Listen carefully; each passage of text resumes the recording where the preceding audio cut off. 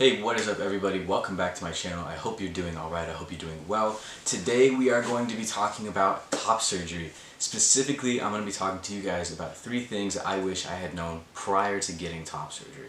I wish I was a little bit more knowledgeable about these topics before I either started the process of getting top surgery or before I actually got top surgery itself. So I did get top surgery in May of 2019. It's now, October 2022, so that's 2 years. I'm over 2 years post-op. So it's been a while since I've had my surgery. I've had a lot of time to kind of reflect, learn from my own mistakes and other people's experiences, and kind of pinpoint exactly where I would go back in time if I could and kind of not change what I did, but just like educate my younger self and be like, yo, pay more attention to this specifically, if that makes sense. First things first, talking to your top surgeon about what you want, how you want your chest to look and everything like that is not being too annoying or too needy or picky about your chest. Top surgery is a massive decision. It's literally life-altering. It is a crazy intense procedure to undergo. You're under anesthesia for a long time. It's just an overall really intense experience, and when you come out of it on the other side, obviously you want to be happy with how your chest looks. So it is really important to discuss every little detail with your surgeon prior to getting surgery. I would really recommend taking a look at your top surgeons' before and after photos. Most surgeons do have websites where they'll have before and after photos of their patients. I myself probably have before and after photos up on my surgeon's website just because, they took some pictures pre-top surgery, and then after a specific checkup, they'll take another picture just for their own records or whatever.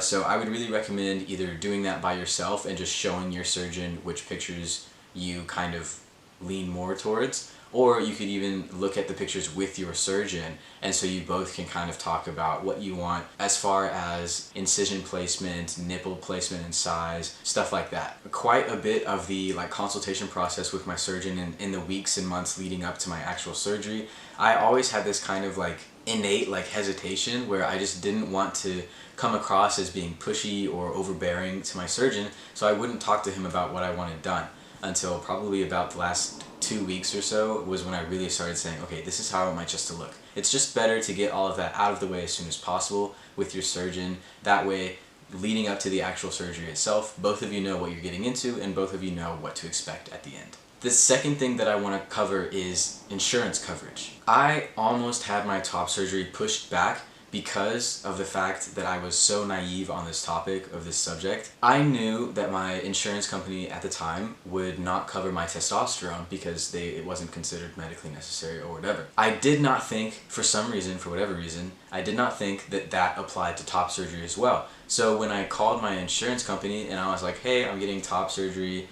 they called it a double mastectomy. I was like, I'm gonna get this procedure done, how much will you guys cover it? They said, oh, we don't cover that procedure at all because it's considered a cosmetic procedure since it's not medically necessary. You don't have breast cancer or anything like that, so it's just a cosmetic procedure. That rocked my world. I had months and months where I was playing phone tag with both the insurance company and my surgeon, just going back and forth. I just need to buy a new ring light, you guys. I don't know, this thing goes off after 3 minutes of filming. It's so annoying. Anyways, yeah, months and months of playing phone tag, email tag with the insurance provider, with my surgeon, just for my insurance company to say, sorry, this is a cosmetic procedure, we're not going to cover any of this, and for my surgeon to say, sorry, we work with insurance providers, but not the specific one that you use. So either way, I was shit out of luck. I didn't get any money from the insurance company, and I actually ended up having to take out a loan to cover the last quarter of the surgery cost. I just wish that I had known about the whole insurance hullabaloo before I got into the whole process. So moral of that story is, please do your research ahead of time. If you have insurance, whether it's a private insurance company or you use Medicaid or something like that, please do your research ahead of time. Call your insurance provider, email them, whatever.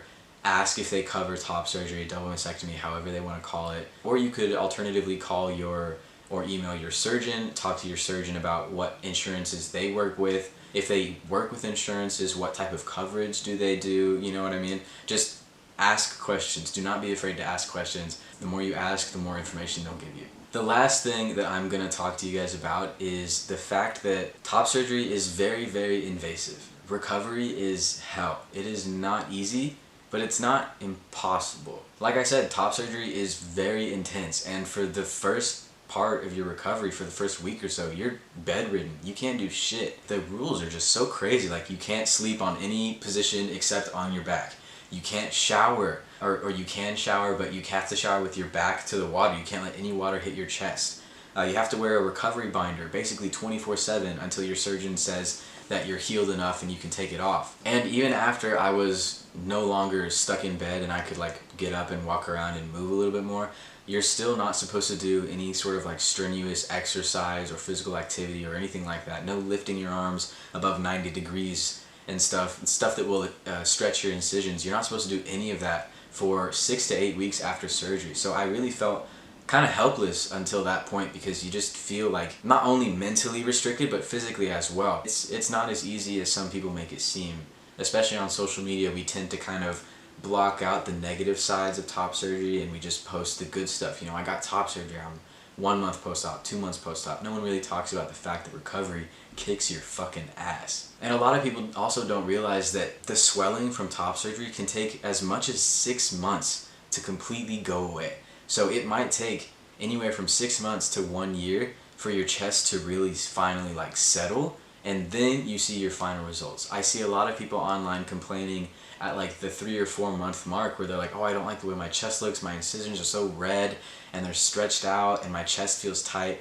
Give your body time, bro. Recovery is not a short and easy process. It takes a long time to recover from top surgery. Most surgeons will consider you fully healed around the 1 year mark, like I said. That's actually when I got my chest piece tattooed. I was 1 year post-op, and I spoke to my surgeon as well as my tattoo artist, and I said, hey, can you take a look at the scar tissue here? Does it look healed up to you? Both of them gave me the green light. So typically around the 1 year mark is when you're like medically considered fully healed. It also helps if you do scar care early on in your recovery. I think I started scar care at the 1 month mark or maybe the 2 month mark, and I did daily massages twice a day with cocoa butter, bio oil. Please do not let any of these things that I've discussed in this video deter you from getting top surgery. Like I said, it is intense, but it is so worth it. The cons have no bearing compared to the pros of getting the surgery done. So the main takeaway that I want you to have from this video is just do your research, talk to your surgeon, be as well prepared as possible. If you guys have any other questions, concerns, comments, what have you, please feel free to leave them in the comments of this video. This is a safe place. I will do my best to answer whatever comments or questions you have. And if I can't answer it, I'm sure somebody else will be able to give you advice from their experiences. If you did enjoy this video, please go ahead and give the like button a click, give it a thumbs up. And if you don't want to miss any of my future videos, obviously you have to subscribe. It's free, it takes 5 seconds, means nothing to you, but it means the world to me. Thank you guys so much for watching this video. I hope it was helpful to you. I will see y'all in the next one.